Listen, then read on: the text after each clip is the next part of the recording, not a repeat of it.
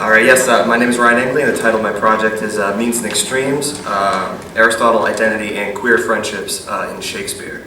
And if I do nothing else in this speech, I just wish for it to be entertaining, because Shakespeare is not everyone's cup of tea, and I'd be a fool to not acknowledge that at the outset. But hopefully, I can make him live just for the next few minutes.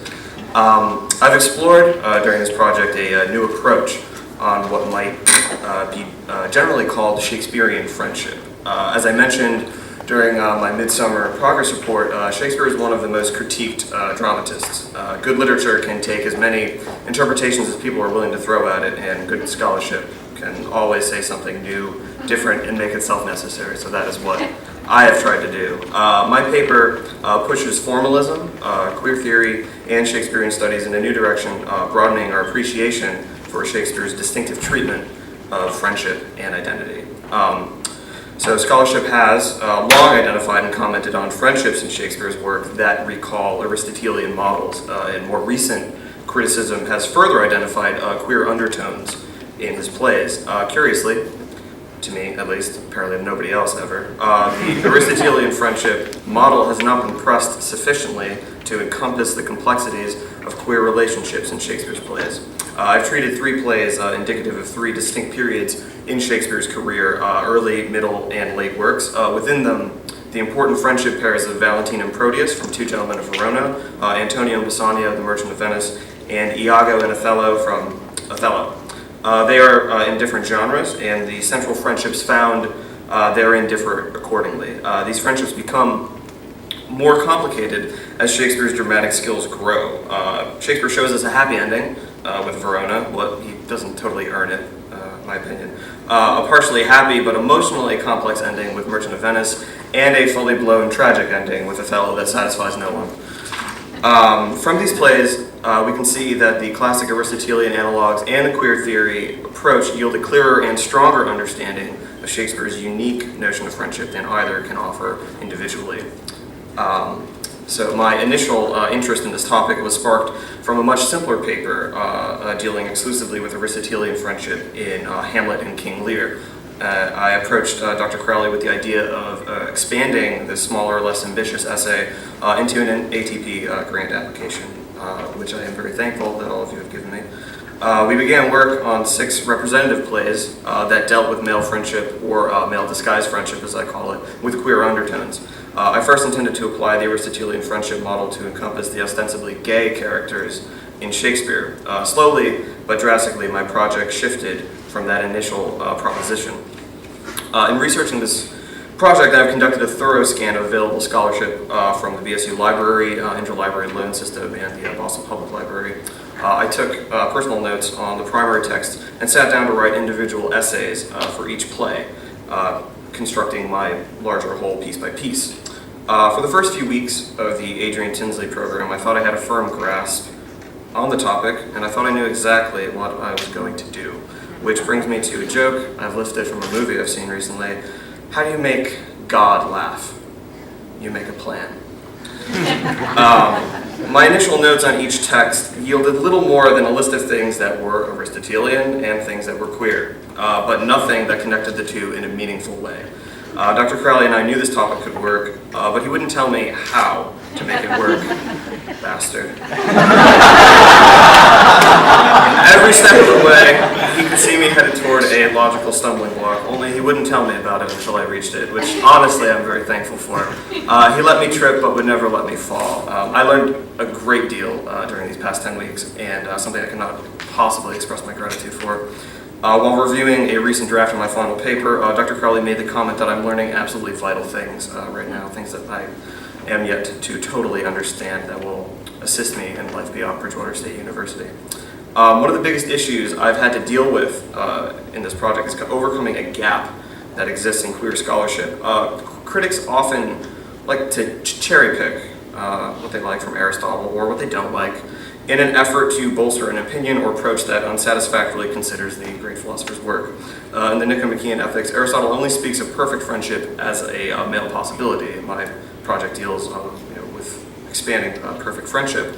Had Aristotle lived in a different age, he may have seen the virtue in male and female friendships, but we don't know that, and it's a little unfair to criticize his work and by not placing it at its own time. Queer theorist Bruce Smith, for example, he best exemplifies this incongruity. He identifies in Shakespeare a consistent tension between the new commitments of marriage and the difficulties such vows create in maintaining a perfect male friendship. The struggle between choosing male friendship over marriage can become the backbone of an engrossing plot, but do not necessarily indicate Shakespeare's feeling on having one having primacy over the other. What Smith and others ignore, however, is that Shakespeare may not be interested in the sanctity of strictly male bonds, but the sanctity of a perfect bond between two people. To Shakespeare, a perfect bond can come between a man and a woman. A literal reading of Aristotle tells us that only males are capable of perfect friendship, but we must view Aristotle's phrasing in the context of his time to avoid intellectual dishonesty. Curiously, post-structuralists like Smith and Laurie Shannon, another very popular one, are all too willing to invoke a very literal interpretation of Aristotle in support of a very abstract interpretation of Shakespeare. Formalism and post-structuralism are on the surface incompatible, but they do have an unexplored meat, and that is an identity. In Shakespeare, we can see identity as the collective result of friendships, experiences, successes, and failures. Friendship, then, is the gateway to identity. It is not fixed in Shakespeare as it is in Aristotle. It is a fluid and changeable state, as prominent post-structuralist Judith Butler once observed about identity. Finding a best friend or perfect friend in Aristotelian terms is the path to self-awareness in Shakespeare. It is a path to identity. Characters in Shakespeare grow and learn through others, and some characters even go so far as to define who they are through another person, in the cases of Antonio and Iago, especially. Though formalism and post-structuralism may not be inherently compatible, friendship and identity are equivalent terms in Shakespeare. Perfect Shakespearean friendship is a similar yet different ideal from Aristotle's, one open to us by queer theory. In Two Gentlemen of Verona, the first play that I surveyed, and quite possibly his first professional play, we have our first example of a friendship pair actively searching for identity or an elevated sense of self-understanding by negotiating the nuances of different friendships. Valentine and Proteus move from being best friends to rivals in competition for the hand of one woman, to enemies, and then back to best friends. A concrete instance of the fluidity and mutability, and quite possibly why we are tortured by love triangles in sitcoms. Probably Shakespeare's fault. Queer theory suggests, Shakespeare does not necessarily earn the happy ending he pens in Verona, but we'll give him a pass on that because it was his first play. And despite its relative lack of polish in comparison to other more well-known works, it does introduce us to concepts that become consistent concerns of Shakespeare, most notably featuring perfect friendships as the most intimate and important bond possible between two people. Two Gentlemen of Verona also introduces us to Shakespeare's unique treatment of another Aristotelian concept, anagnoresis. Anagnoresis, or dramatic recognition, is traditionally associated with tragedy, specifically when a play's central figure becomes aware of the whole and logic of his actions, and this accompanies his tragic fall. Shakespeare, just as with perfect friendship, does not follow Aristotle's definition to the letter. As Tom McFall has recently shown, there is a more muted but emotionally significant form of recognition at the center of Shakespeare's dramatic representation of friendship. In Verona, anagnoresis occurs at the latest possible moment and signals the personal growth of the main characters have undergone.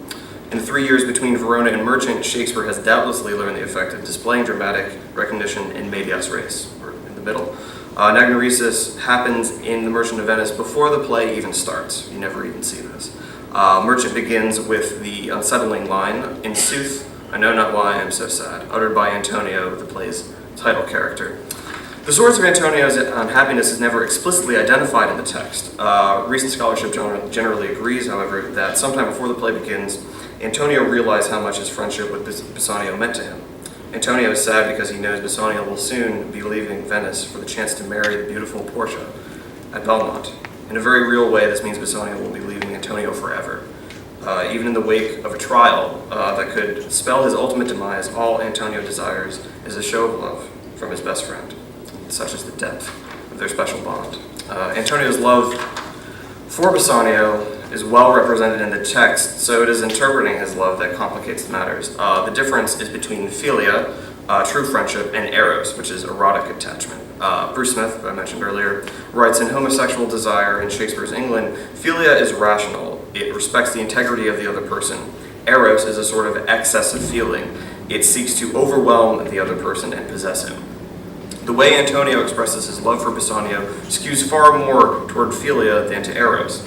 Antonio respects Bassanio's integrity to the point of his own detriment, as Picquigny, another author that I looked at, says in The Two Antonios. Antonio seldom verbalizes his love, and we hear more about it from others' mouths than his own. Modern interpretation of textual evidence may point to Antonio being gay, but at no point in the text does he attempt any sort of erotic or romantic overture toward Bassanio. The inverse of this bond exists in Othello, a decidedly different look at sexual mores in Venice.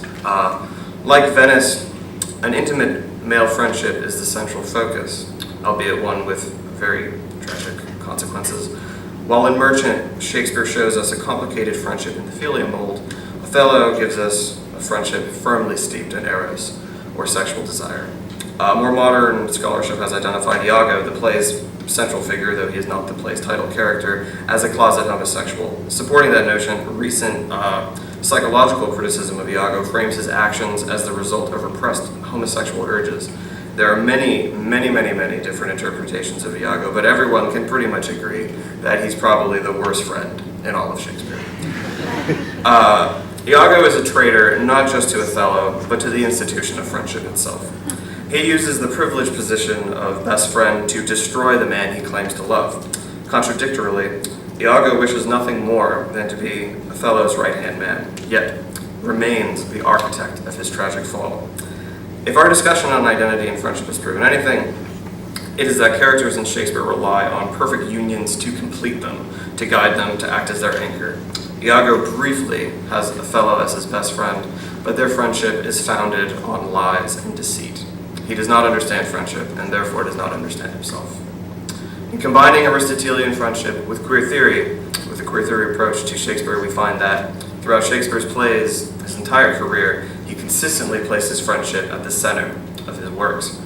Perfect friendship is the gateway to identity, and that identity in Shakespeare is a fluid notion not subject to the rigid descriptions of Aristotle or any other Shakespeare's literary forebears, but a concept entirely his own and unique in the period. Treating the central male friendships in Verona, Merchant, and Othello, we can see that uniting the classic Aristotelian analogs with the queer theory yields a clearer and stronger understanding of the complexity of Shakespeare's notion of friendship than either can offer individually. Up next for my paper is a period of substantial review and revision where I learned the true meaning of work in progress. Furthermore, after this, I'll be pursuing this, adding in 3 more plays, doubling the workload for a honors thesis. And thank you all for listening.